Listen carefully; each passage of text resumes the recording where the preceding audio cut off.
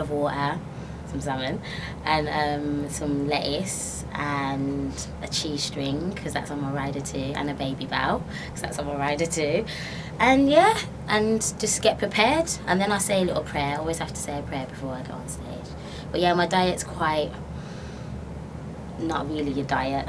I just say it's just eat whatever's there.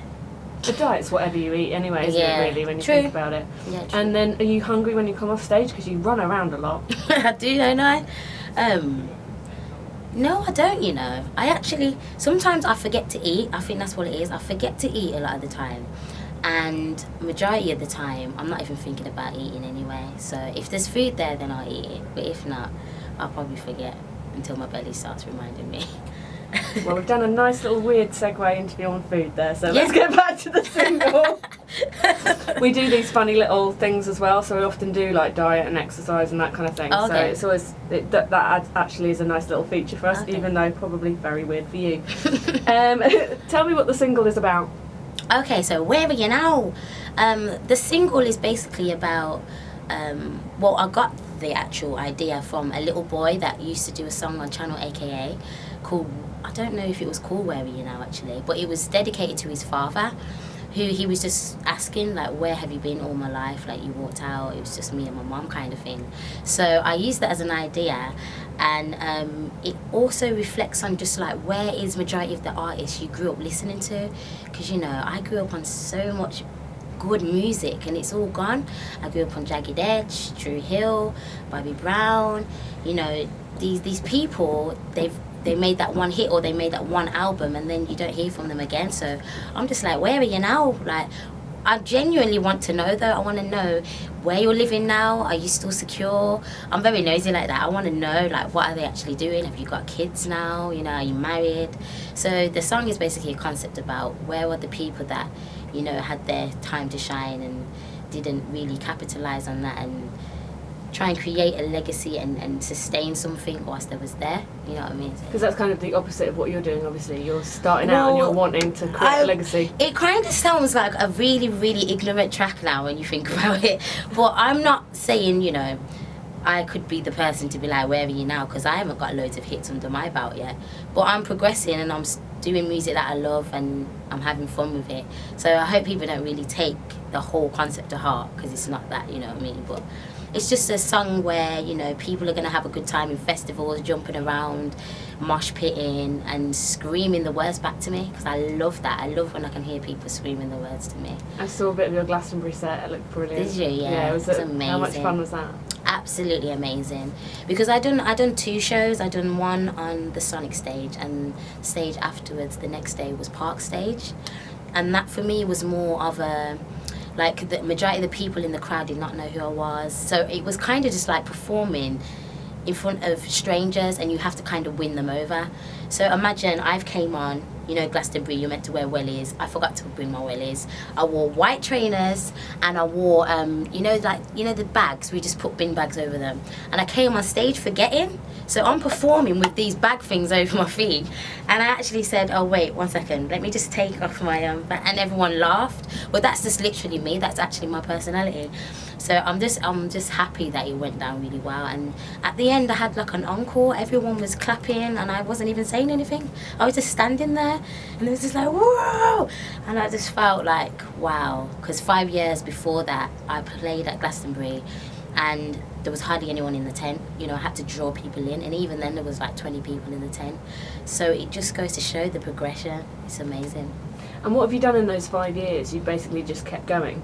I've just kept growing, going, grinding, recording, laughing, you know, and just having fun. And obviously the past 5 years have been a rocky ride for me. I'm not gonna lie. It's been some terrible downs, but some great high ups.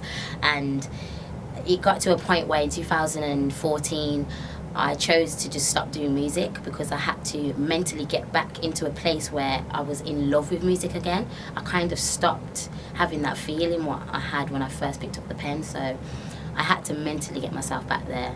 And whilst I was doing it, I started to learn more about myself, because I was in my own company a lot, and I just thought to do an idea and this is how the Queen's Speech thing came about. I thought to do an idea where I'd write like raps that are like battle raps, but not to anybody in particular, but just anybody, so anybody can relate and anybody can laugh at it and it can entertain people. So that is how I got that idea. I started watching old videos from Eminem and Missy Elliott and just seeing, you know, what was missing in the industry, which was fun. You know, people are doing the cool thing too much, the shades. You know, if I was that cool artist, you'd be seeing me with shades right now and you wouldn't see my face expressions, you know what I mean? I don't want to be that person. I want to be that person that makes people laugh, that you can book for a wedding, you know, and everyone's just saying brush your teeth, you know, just things like that. So I just decided to bring my personality to music for once and finally do me and see what people thought. It was really, really scary at the start because it's like coming back as a new person. You know, once you haven't released something for a good year, people are asking you, where are you now? You know what I mean? People was asking me, where are you now? And I'm just like, well, I've got a job now and I'm not really doing music. And it was really frustrating because I'd see people like, oh, what are you doing now? Like, where are you now? I'm like, yeah, I've kind of given it up a bit.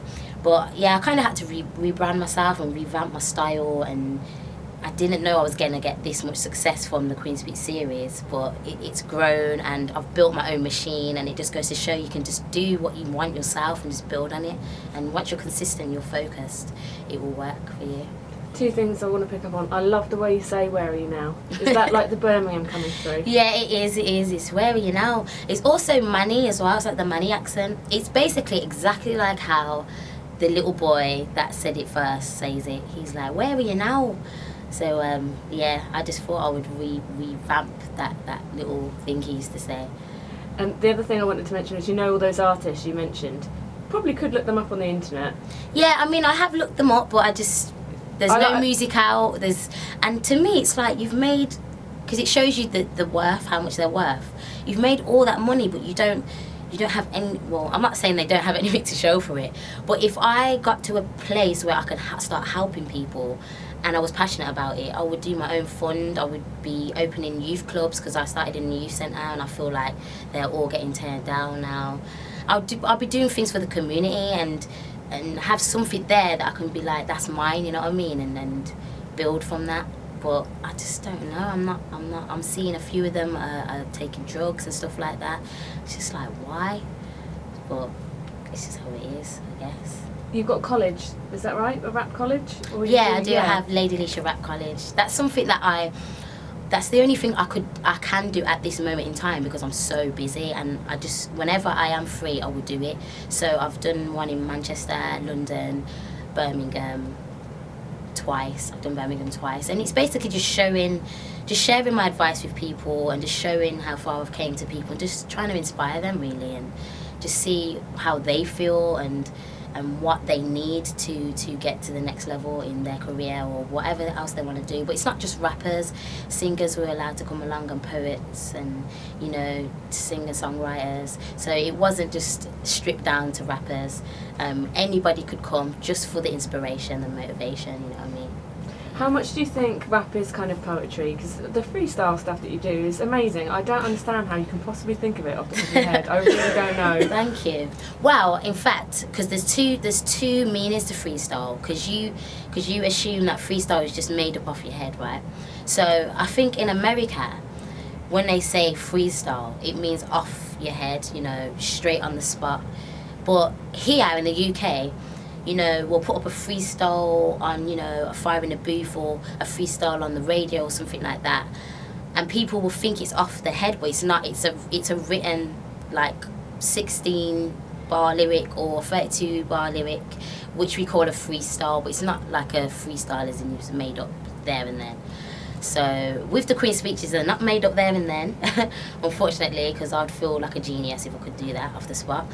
But it's something that you definitely have to take time in thinking how you want to structure words and how you want certain syllables to drop.